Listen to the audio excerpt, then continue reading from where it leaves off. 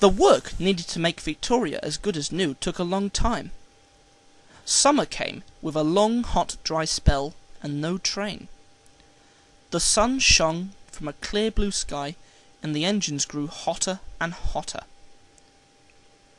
Sometimes Daisy noticed creatures coiled up beside the railway, enjoying the sunshine.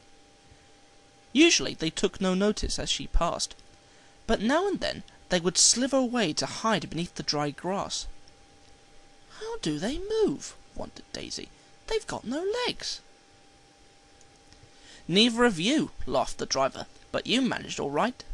They're grass snakes, and they move by wriggling their bodies." "How clever," thought Daisy, and she told Thomas and Percy about it. Percy shuddered. "I don't like the sound of that," he said. "I hope they don't come near me." "They won't," his driver reassured him.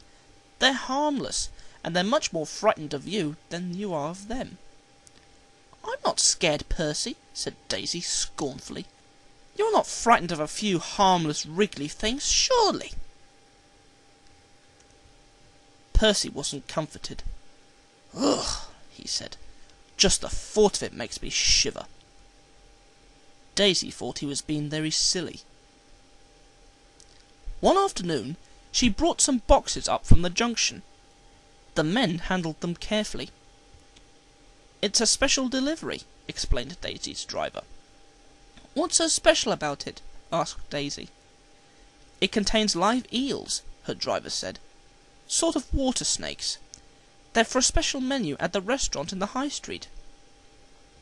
Very carefully the porters stacked the boxes on the platform. Daisy moved back so that the milk van could be coupled to her. Porters began to load empty milk churns into her van. The pile of boxes was now just in front of her. Suddenly, a small boy ran past. He accidentally caught the top box of the pile with his coat sleeve. It hit the platform and burst open onto the rails in front of Daisy. Out cascaded a knot of slivery black eels, which at once tried to wriggle away.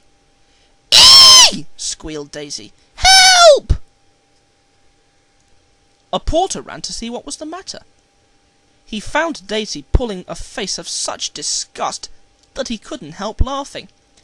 "Get me out of here!" wailed Daisy.